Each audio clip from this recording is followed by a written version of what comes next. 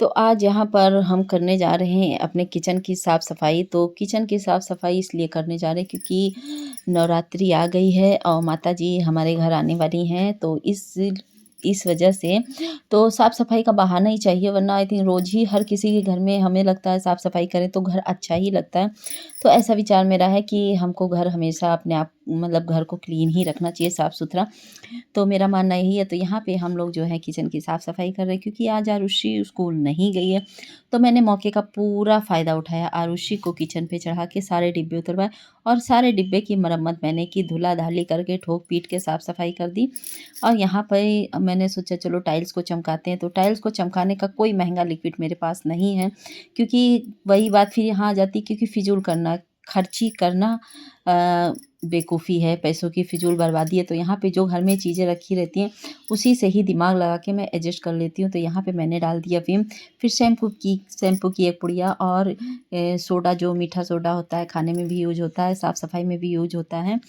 तो मैंने ये सब चीज़ें डाल दी हैं। तो ये तीनों चीज़ें डालने के बाद आप यकीन मानिए, इतना मतलब क्लीन, बिल्कुल टाइल्स पे जितनी तेल मसाले की चिकनाहट थी, इतने अच्छे से साफ़ हो गया। बिल्कुल किचन मेरा देखने में इतना अच्छा लग रहा था, मेरी मेहनत सफल हो गई। मैंने कहा कितने पैसे भी बच गए और कितना मतलब अगर हम बाहर लिक्विड चीज़ खरीदने जाएँगे किचन साफ़-सफ़ाई की तो बहुत महँगी चीज़ें मिलेंगी।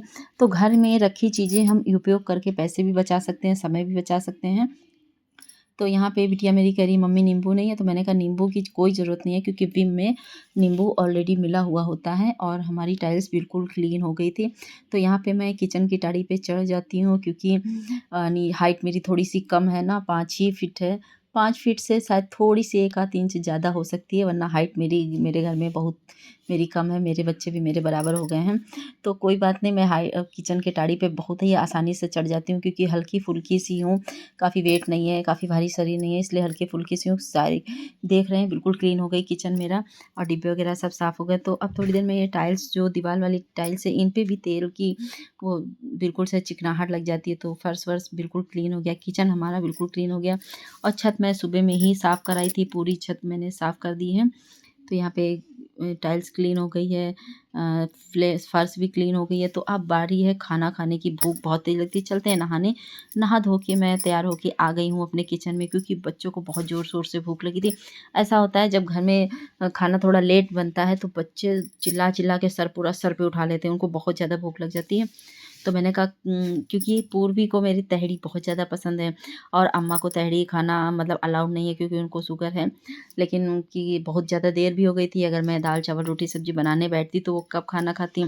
तो मैंने सोचा तहरी बना देती हूँ और उनको तहरी और रोटी और जो मतलब रोटियाँ भी दे दी, तहरी भी दे दी। तो थोड़ी-सी कभी-कभार खाना चाहिए, इतना भी परहेज़ ज़रूरी नहीं है। मतलब परहेज़ करना चाहिए, बट थोड़ा बहुत चलता है कि हाँ यार, टेस्ट लेना, क्योंकि हर चीज़ खाना ज़िंदगी जीने में थोड़ा इंटरेस्ट आता है। तो मैंने कहा कि अम्मा थोड़ा बहुत हर चीज़ खाइए।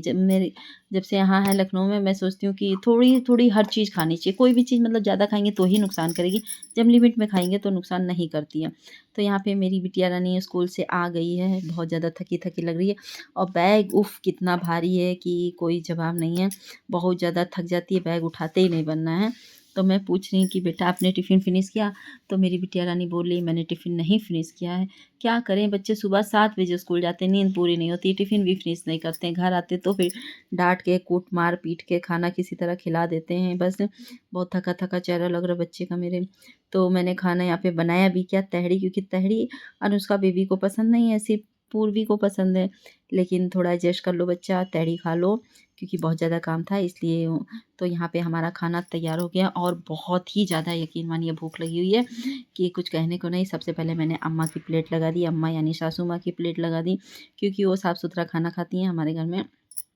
सबसे पहले मतलब सास-ससुर का ही खाना निकलता है, हम लोग पहले खाना नहीं खाते, क्योंकि खाना हमारे ससुराल में जूठा माना, अगर हमने खाना खा लिया तो जूठा माना जाता है, इसलिए सबसे पहले हम लोग खाना जब बन जाता है सबसे पहले घर के बड़ों को देते हैं, फिर हम लोग बाद में खाते हैं, क्योंकि ठीक भी है, घर पुराने रीति-रिवाज में लेके चलना अच्छा भी लगता है।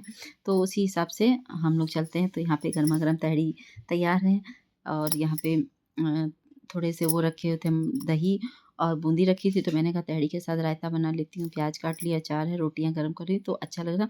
तो हमारा ब्लॉग बस यहीं तक के, बहुत ज़्यादा आज मैं बड़बड़ा दी हूँ, इसलिए बाय बाय।